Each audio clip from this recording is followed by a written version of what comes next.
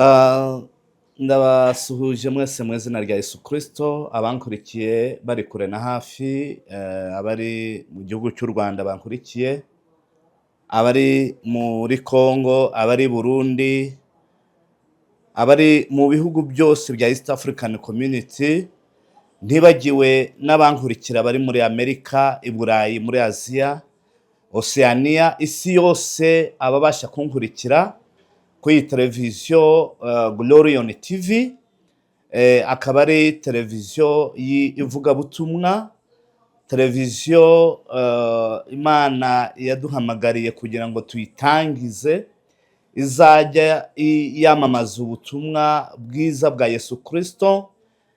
Rero nta handi ushobora kumenyera umugambi w'Imana uretse kujya ukurikira iyi televiziyo Glorion TV. Rero nk'uko musanzwe munkurikira, ndabizi benshi mu biganiro byabanjirije mwagiye muhabwa umugisha kubwo mwagiye mukurikira iyi televiziyo, kandi icyo musaba mwene data, nk'uko ijambo ry'Imana ridusaba kwamamaza ubutumwa waba wabwakiriye ukabugeza ku bandi. Umfashe gukora ivugabutumwa, wamamaza iyi televiziyo, uyisunikira abandi. Tugiye tubona abantu benshi bafata umwanya mwinshi wo kujya gukurikira ibitubaka. Ibyo bitubaka ni uguhora kuri za Instagram, bareba ibintu bisekeje, bari kuri za WhatsApp, bandika ibintu bidahesha Imana icyubahiro, bakurikira ibintu bidahesha Imana icyubahiro, ndetse n'abandi nabo bakaba bafite gukunda cyane ikintu cyitwa amafilme, bagakurikirana amafilme, ubuzima bw'umuntu bwose akaburundurira mu mafilme. Haba n'abizera benshi ugasanga babuze umwanya wo kujya bumva ijambo ry'Imana. Ariko reka mbabwire bene data, hari ibintu dukurikirana kandi duha umwanya, kandi ibyo bintu bikaba bitatanga ubuzima, bikaba bidahindura umuntu, bikaba bitatanga ubugingo. Rero niyo mpamvu igihe tugezemo, isi tugezemo n'isi yihuta, aho Imana yoroheje ibintu byose ku rwego buri muntu wese abasha gukurikirana ijambo ry'Imana aho aherereye hose. Ntago bisaba yuko uba uhagaze imbere ya pasiteri mu rusengero, imbere ya padiri mu rusengero, kugira ngo umenye icyo Imana igushakaho. No ku mbuga nkoranyambaga Imana yarabyoroheje. Ubu ubasha kuba wicaye mu nzu yawe, ubasha kuba wicaye mu cyumba cyawe uryamye ku gitanda, ukegura telefone yawe, ukabasha kujya kuri YouTube, ugashaka ahanditse Glorion TV. Glorion TV, hari izindi televiziyo nabonye zanditseho Clarion, ntabwo ari Clarion, ni Glorion. Glorion bifite ubusobanuro bw'icyubahiro cy'Imana. Ni televiziyo yaje kugira ngo izamure icyubahiro cy'Uwiteka mu bayubaha. Ndabizi uko ibi bitareba benshi, ariko umuntu wese ubasha kubaha Imana, ushaka gutega ugutwi Imana, abasha kugira icyo yakuramo, kandi ijambo rirabohora bene data. Nta kindi kintu, amafilime ntazakubohora, izo za WhatsApp abantu bamaraho umwanya ntizizakubohora, ariko just take your minutes to follow, to link and to share this Glorion TV. This is your task. This is your work to do in order to spread all over the world the word of God. Turashimira Imana rero. Kubw'iyo mpamvu nongeye kugaruka imbere yanyu, ngarutse imbere yanyu ngira ngo mbagezeho iri jambo Imana yabashije kumpa ku munsi wa none. Ni ijambo tugiye gusoma riboneka mu Ngoma za Mbere ibice 4, tujye ku murongo w'ikenda, tumanuke tugere ku murongo w'10. Just mirongo 2 gusa tubashe kumva icyo Imana ivugana natwe uyu munsi. tusome mu izina rya Yesu Kristo. Ndasoma mu bitabo bibiri kugira ngo abantu bose babashe gukurikirana. Ijambo riravuga ku murongo wa 9, ndavuga ingoma za mbere ibice 4 umurongo wa 9 n'umurongo wa 10. Ku murongo wa 9 haravuga ngo Yabesi yarushaga bene se icyubahiro, kandi nyina yamwise Yabesi kuko yavuze ati ndamubyaranye agahinda. Yabesi atakambira Imana ya Isirayeli ati icyampa ukampa umugisha rwose, ukagura imbago yanjye, kandi ukuboko kwawe kukabana nanjye, ukandinda ibyago ntibimbabaze. Nuko Imana imuha ibyo yasabye, izina ry'Imana rihabwa icyubahiro. Vuga ngo Imana imuha ibyo yasabye byose, nk'uko icyubahiro cy'Imana, nk'uko imbabazi z'Imana, nk'uko urukundo rw'Imana ruri, Imana imuha ibyo yayisabye ayitakambira. Bibiliya iravuga hano uko Yabesi yatakambiye Imana. Yabesi yatakambiye Imana. Iri yari Bibiliya yera. Reka noneho dusome no muri Bibiliya ijambo ry'Imana, Bibiliya ijambo ry'Imana nayo tumve ikivuga. Yabesi ku murongo wa 9, turacyari mu icyo gice cy'ingoma za mbere ibice 4 umurongo wa 9 n'uwa 10. Tumve umurongo wa 9 muri Bibiliya ijambo ry'Imana haravuga ngo Yabesi yubahwaga n'abantu kurusha uko bubahaga abavandimwe be. Icyatumye nyina amwita Yabesi nuko yababaye cyane ubwo yamubyaraga. Nuko Yabesi asenga Imana ya Isirayeli agira ati ayi Mana, umpe ku mugisha wawe, kandi wongere isambu yanjye,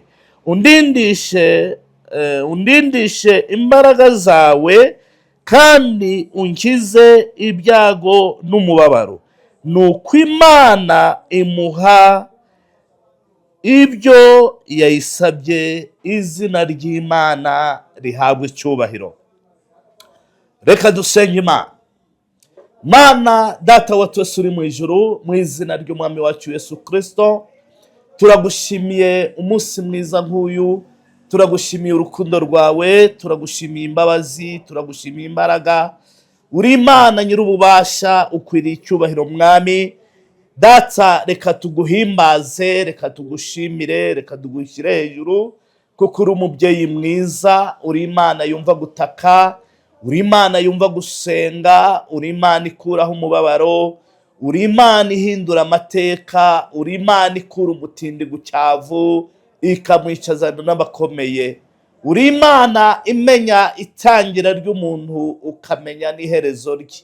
Ndagushimiye mwami mwiza. Yobu yaranditse mu bice 5 aravuga ngo uri Imana itarura imisozi, ukayihirika mu nyanja imisozi ntibimenye. Mana, uko niko ubasha gutarura ibibazo by'abantu ukabijugunya mu nyanja, ibibazo ntibimenye cyabaye, kubw'ububasha n'ubushobozi bwawe. Mwami w'abantu, Mana isumba byose, reka iri jambo wampaye kubwira abankurikiye bose, Mwami Yesu, ntiribagereho nk'isambo risanzwe, ahubwo ribageremo nk'ihumure. Mwami mwiza wabohereje kugira ngo umuntu wese ukurikirana iyi televiziyo, Mwami, ntirizamusige, Mwami, iri jambo ntirimusige nk'uko ryamusanze, ahubwo rimubohore Mwami mwiza, rimuhe kumenya no gusobanukirwa Uwiteka umwami n'ubushake bwawe. Shyirwa hejuru, himbaza Umwami w'abami, Mana ya Ibrahimu, Isaka na Yakobo, kuko ari wowe duciriye bugufi aka kanya, ni wowe duhimbaje Mwami. Icyo ngusabye Mwami, umurwayi urwaye kwa muganga niyumvira ijambo Kristo rimwomore kandi rimukize. Nyemerera imbaraga n'ububasha bw'amaraso Yesu Kristo buherekeze iri jambo, mu izina rya Yesu Kristo wa Nazareti. Imfubyi zigire mwami umunezero, abababaye bagira umunezero, abapfakazi n'indushyi bagira umunezero baruhurwe naryo, ababoshe mwami babohorwe naryo. Uhabwe icyubahiro, Satani atsindwe n'abadayimoni. Imbaraga zari ziboshye abantu zibabuza mwami kumva ijambo ry'Imana, ariko bagakomeza kumva ibitagira umumaro mwami. Data wera, izo mbaraga nizihunge, izo mbaraga nizitwikwe n'umuriro uva mu ijuru, mu izina ry'umwami wacu Yesu Kristo tuzenze twizeye, amen.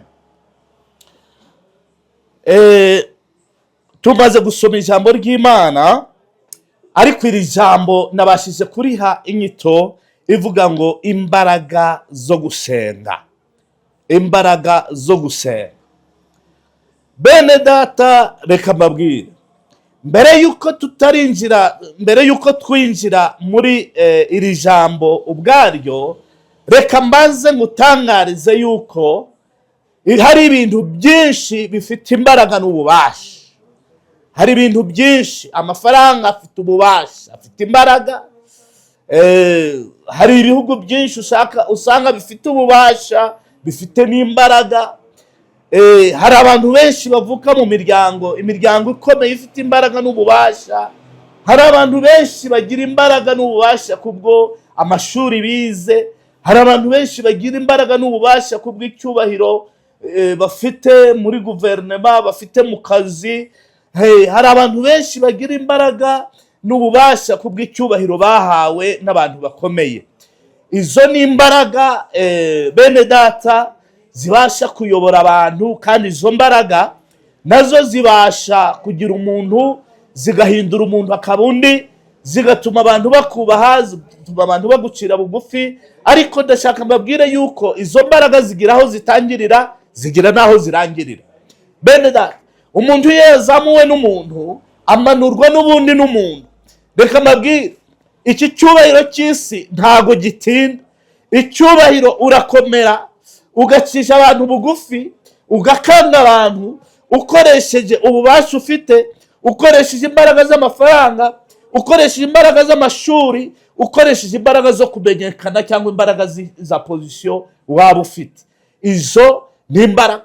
Ariko ndashaka kubwira uko izo mbaraga iyo zarangiye, abo wakanze bihinduka aribo batangiye kugukana. Ndashaka nkubwire ko niba izo mbaraga arizo ushingiyeho wumva ukomeye, ndashaka nkubwire ko wibeshye.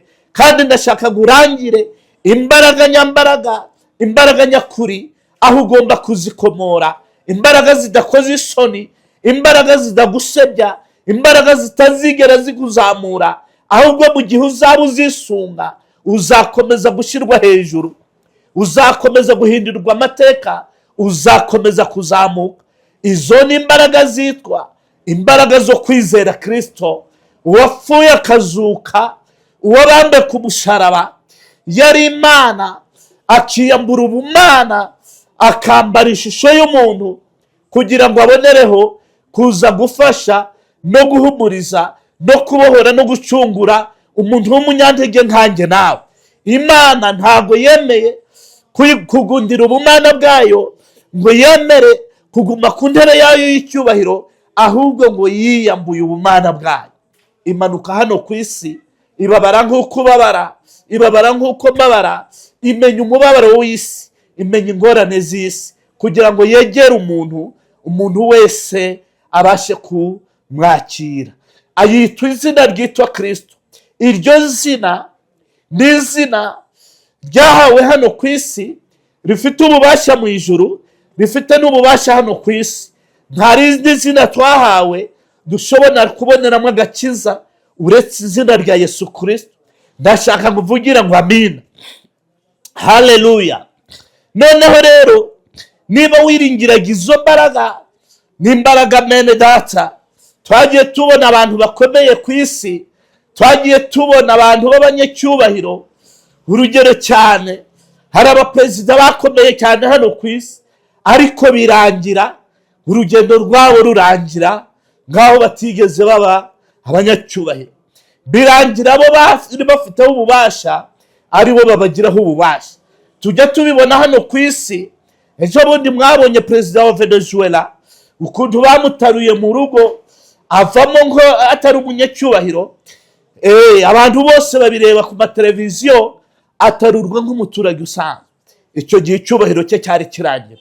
Ariko reka nkubwire, icyubahiro nyakuri ni ukwizera Kristo, ni ukwizera ijambo ry'Imana, ukaryiringira, ukamenya ko ari ryo rikura umuntu hasi rikamushyira hejuru. Uwazamuwe n'Imana azahora ari hejuru, ariko uwazamuwe n'abantu azamanurwa n'abantu. Izina ry'Imana rihabwe icyubahiro. Bene data, aho uherereye ndashaka ngo umvugire ngo amina, kuko ijambo twararihawe kandi ububasha twarabuhawe, ububasha bwa Yesu Kristo uwe twizeye. Abantu benshi bakomeye ku isi ariko birangira bapfuye, bararangira. Abari babishingikirijeho byarabarangiranye, mbese bagera aho babure n'aho bahungira. Ariko wizeye Kristo, haleluya, n'uwapfuye urupfu ntitwamuherana. Ni igihe turimo turaselebra, haleluya, turaselebra umusaraba, turimo turaselebra intsinzi ya Yesu Kristo, turimo turaselebra gucungurwa k'umucunguzi wacu Yesu Kristo. Bene data, Kristo mbabwira uyu munsi, Kristo mbatangariza uyu munsi, ni umwami uhetse abantu, ni umwami utwara abantu, ni umwami utwara amahanga. Iyo ageze iwawe ntabwo gusiga nk'uko wari umeze. Ibintu byose biramumvira, ibintu byose birahinduka. Nibuka abigisha umunsi umwe ngo bigeze babana nawe mu bwato, ngo umuraba urabatera.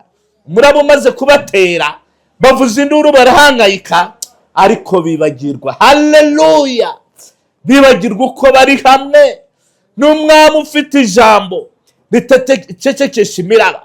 Ngo barahangayika, ariko umwami Yesu ngo ahindukiye, ubwo yari ari kubarezona, arababwira ngo mw'abantu mwe mudafite kwizera, niki cyagukanga uri kumwe na Kristo Yesu? Niki cyagukanga warizeye Kristo? Ni ibibazo se? Pawulo yavuze ngo niki cyadutandukanya n'urukundo rw'Imana? Ese ni inzara? Hoya, ntibyadutandukanya. Ese ni ubukene? Ntibyadutandukanya nawe.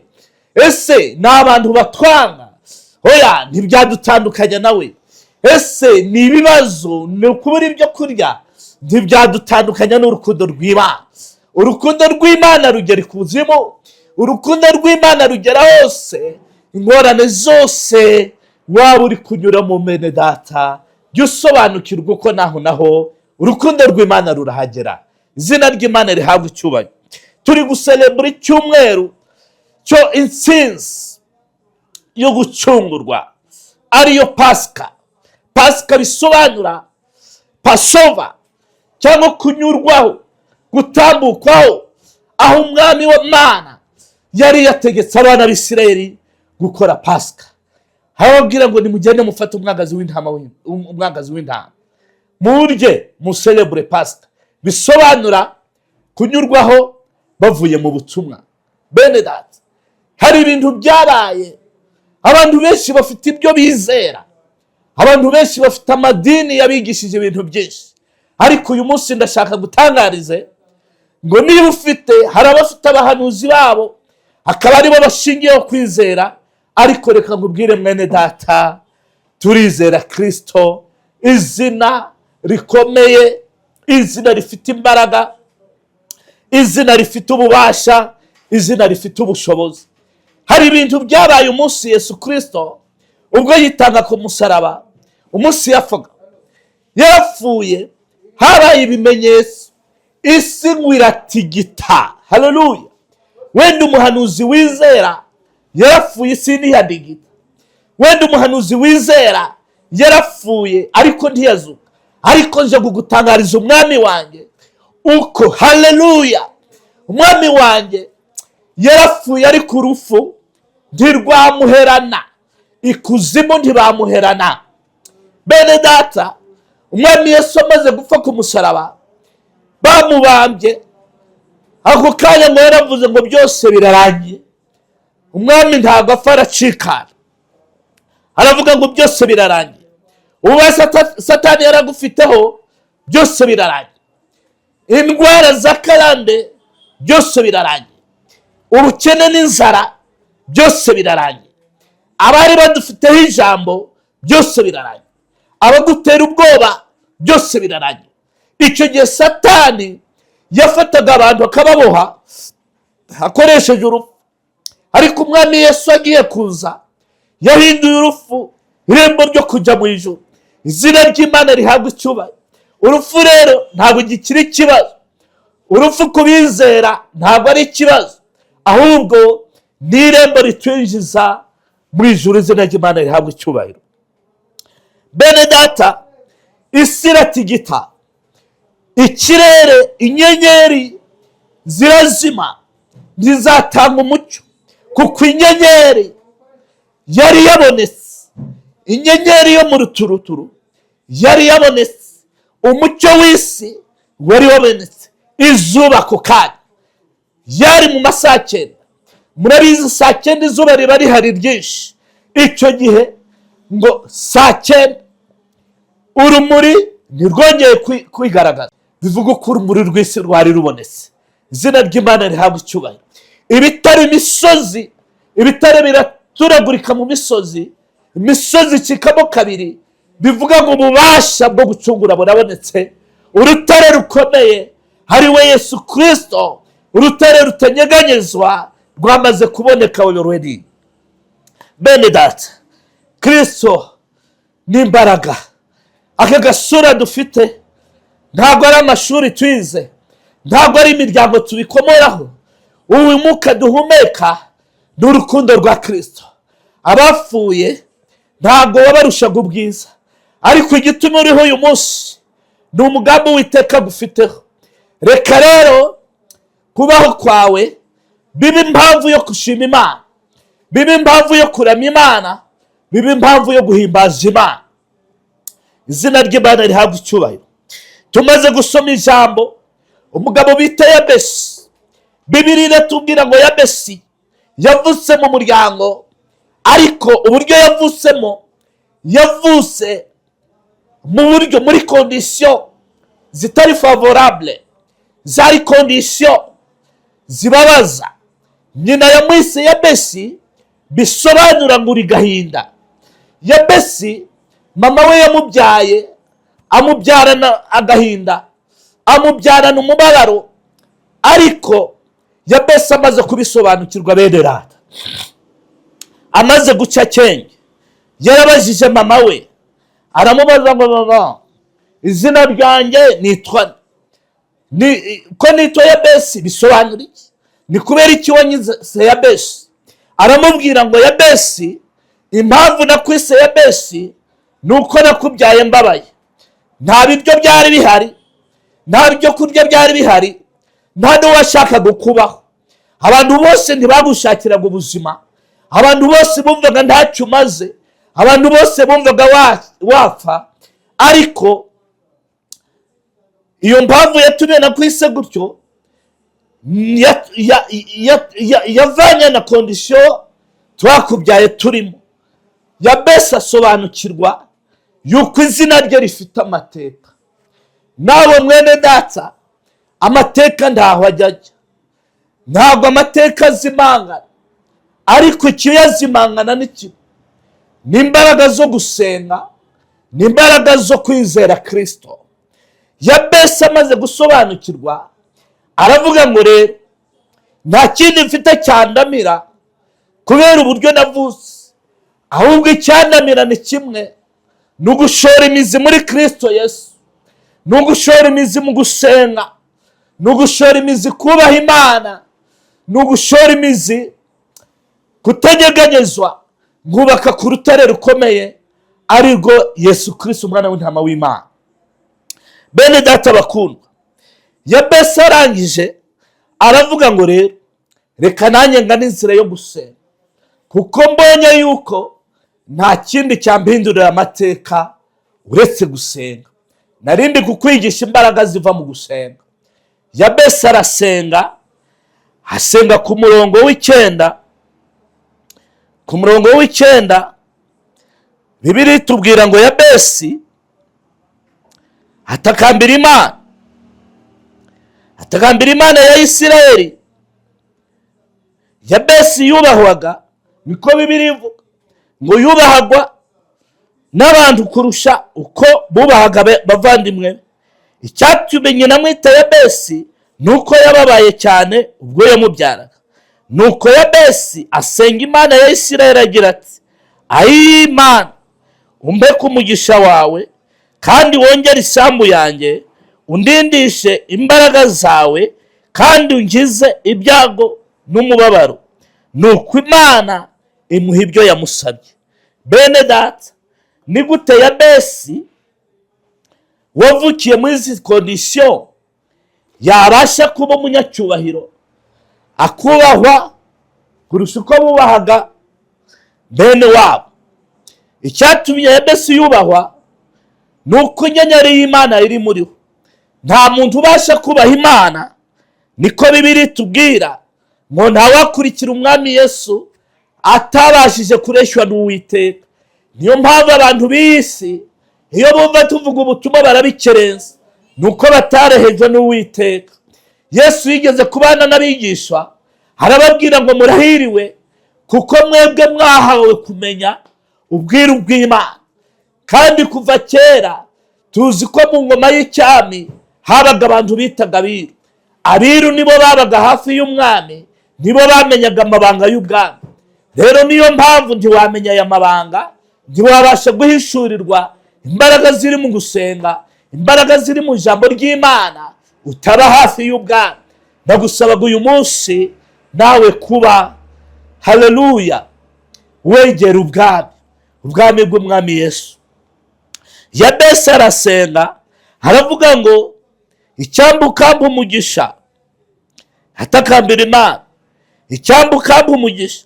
Hari abantu benshi batekereza uko umugisha hari aya mazu tubona, hari aya mamodoka tubona. Niyo mpamvu amadini menshi abuze kujyana abantu mu nzira y'agakiza, kuko bashingiye ku bigaragara. Ariko ijambo ry'Imana riravuga ngo twe ntitureba ku bigaragara, kuko ibigaragara ni iby'igihe gito, ahubwo ibitagaragara ni iby'iteka ryose. Izina ry'Imana rihabwa icyubahiro. Twe twizeye ibitagaragara cyane, kuko ari byo bihesha ubugingo, nibyo bihesha agakiza. Ntabwo mvuga uko ibi by'isi bitari ngombwa. Amazu ni meza, amamodoka ni meza, ariko ntabwo ari byo tugomba gushingira.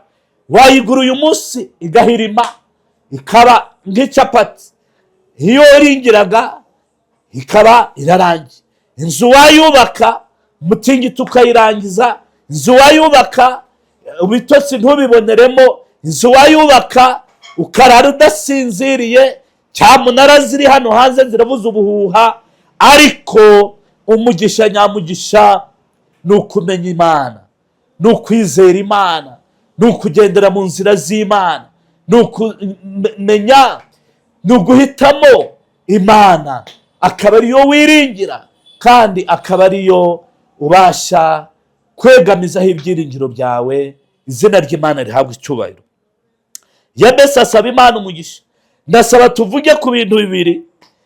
Tuvuze ku mugisha, hano hepfo aravuga ngo icyamba yasabye ibintu bine, ariko muri ibyo bine twabivuga umwanya watubana mukeya. Ariko reka mvuge ku kintu cyitwa kwagurirwa imbago. Aravuga ngo Uwiteka, icyamba ukanyagurira imbago. Yabesi yari yasobanukiwe ko afite imbago ntoya, kandi mu Kinyarwanda nyacyo icyo bita imbago, uretse ab'iki gihe abana bakiri bato nibo bazi imbago ko ari bekiye cyangwa iki kintu umuntu agenderaho iyo yavunitse. Ariko imbago, abantu bazi ibintu by'imirima n'amasambu, imbago ni urubibi. Nuko rero Yabesi ikintu yari asabye Imana, yamubwiye ngo, yabwiye Uwiteka ngo Mana, icyambu ukampa kwagurirwa imbago, ukagura imbago yanjye, kuko mfite aho ntarangirira, mfite aho ntarenga, mfite ntarengwa banshyiriyeho. Ariko Uwiteka niwe wabasha kunkura kuri uru rwego ukageza ku rundi rwego, izina ry'Imana rihabwa icyubahiro. Aho niho nasobanukirwe yuko Imana niyo yatangiye igikorwa cyitwa expropriation. Kwagurirwa imbago bisobanura yuko hari aho urubibi rwawe rurangirira udashobora kurenga. Iyo warenze aho urubibi rwawe ruri, uba winjiye mu murima wundi mu kundi. Wajya iburyo uba winjiye hatari ahawe, wajya ibumoso ukaba winjiye hatari ahawe. Ariko Yabesi asobanukirwa yuko Imana ishobora kwegeza abari hano, abari ibumoso, abari iburyo, imbere n'inyuma. Imana ikamuha gutunganirwa, ikamuha kwagukirwa. Naho Imana yasunitse abari hirya, isunika abari hirya, isunika abari hino, bose Yabesi asanga ahari abandi Imana yabahamuhaye. Birashoboka uko ufite urubibi bagushyiriyeho, abadayimoni bagushyiriyeho urubibi, barakubwira ngo ntabwo uzarenga ahaga. Abayobozi baravuga ngo ntuzarenga, abakwanga baravuga ngo ntuzarenga. Byose twagiye tubibona. Aho n'umubyeyi wakubyaye ageraho akavuga ngo nayimbwa ntabwo uzigera wikamye, ariko kubera Imana na famu uzayigira mu izina rya Yesu. Izina ry'Imana rihabwa icyubahiro. Yabesi, Uwiteka yumva gusenga kwe. Yabesi ahinduka umunyacyubahiro kuko yatakambiye Imana. Reka tugane inzira yo gusenga bene data. Gusenga guhindura amateka. Gusenga gushobora kunyuranya amaboko. Gusenga kujya kuvuguruza ibyo abarozi bakuvuze, bakavuga ngo wowe ntacyo uzagera, ariko kubera Imana ikagugeza aho ababyeyi batakugeza, aho abavandimwe batakugeza, aho abagukunda batakugeza, aho umugabo atakugeza, aho umugore atakugeza, aho amashuri atakugeza. Imbaraga zo gusenga zitarura ibidatarurika. Imbaraga zo gusenga zitarura ibyananiranye. Ubuzima bwawe hari ibyo abakubyaye banyuzemo, hari ba sogokuruza ibyo bakoze, ibyo byose bikagenda bidukurikirana ariyo karande. Ntabwo ushobora kuvanwaho na karande uretse gusenga bene data, uretse gusoma ijambo ry'Imana, uretse kugendana n'Imana, ukayoboka inzira z'Imana, niho ihirwe ryawe rizaboneka. Imana yigeze kubwira umukozi w'Imana bita Yosuwa, ubwo Mose yari amaze gupfa, Yosuwa niwe wagombaga kujyana abana b'Isirayeli ngo bageze mu gihugu cy'isezerano. Yagombaga kubanyuza kuri Yorodani, yagombaga kujya gufesinga za Yeriko zari zibabereye bariyeri, yagombaga kurwana n'amahanga kugira ngo yinjire mu gihugu cy'isezerano mu bwoko bw'Imana. Imana iramubwira ngo Yosuwa, ikizakubashisha muri byose. Soma Yosuwa igice cya mbere umurongo w'8. Ikizakubashisha nuko amategeko ari mu iki gitabo cyitwa Bibiliya utazigera uyateshukaho iburyo cyangwa ibumoso, ngo nubwo uzahirwa mu byo uzagerageza gukora byose. Izina ry'Imana rihabwa icyubahiro. Nuko rero ingorane zose waba ari kunyuramo, senga. Nubwo utabona inzira uyu munsi, senga. Nubwo bitakunze uyu munsi, komeza usenge. Kuko gusenga, iyo wasenze Imana, imbaraga z'Imana zikuzaho, zikagucagaguraho iminyururu, zikakwinjiza imbere aho abadayimoni batamenya, aho abadayimoni batari bazi uko wagera, kubera imbaraga zo gusenga. Twagiye tubona twese turi ibihamya bigenda.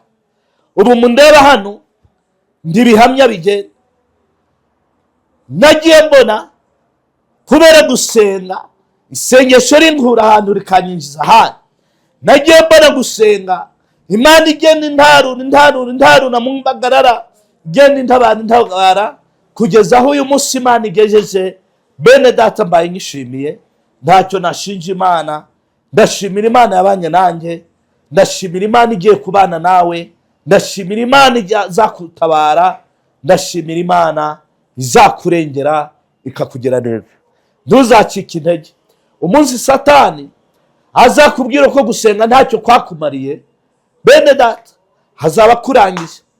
Imana yahamagaye Yesuwa iramubwira ngo manuka ujye Yeriko.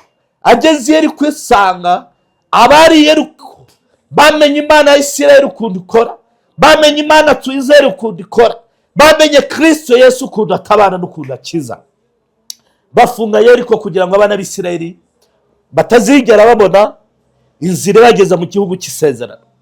Hari abantu benshi bagufungira inzira, hari ibintu byinshi bigufungira inzira kugira ngo ntubashe kwambuka, ariko uyu munsi ndagutangariza nta kindi kiri bugukuraho, ni ugusenga. Basenze umunsi wa mbere bazenguruka, basenga umunsi wa kabiri ntibabone ikimenyetso, nta gikuta cyaciyemo kabiri ngo babone niba uzari ikimenyetso kigaragara. Ushobora gusenga umunsi wa mbere ntubone ikimenyetso, ushobora gusenga umunsi wa kabiri ntubone ikimenyetso. Wowe komeza usenge. Ijambo ry'Imana riravuga ngo abasenga, abiringira Uwiteka bameze nk'umusozi, umusozi wa Siyoni utabasha kunyeganyeza, ahubwo uhora uhamye iteka ryose. Iyo usenga nta cyakunyeganyeza. Ndabashimire bene data, iri jambo Imana yarimpaye, ukimara kuribona si wowe gusa ryafasha, rishobora gufasha n'abandi bari mu bibazo, abandi bari mu ngorane n'ubizazane, abandi Satani yafashe umutima akabateza umubabaro mwinshi. Ukiribona rero kuri Glorion TV, sharinga ku bantu benshi bajye bakurikira ibiganiro binyuraho, usubscribinga, ulayikinga, usharinga. Shalom shalom, Imana ibahe umugisha. N'iryo jambo narimbazaniye, nimuhabwe umugisha nanjye mu izina rya Yesu Kristo. Amen.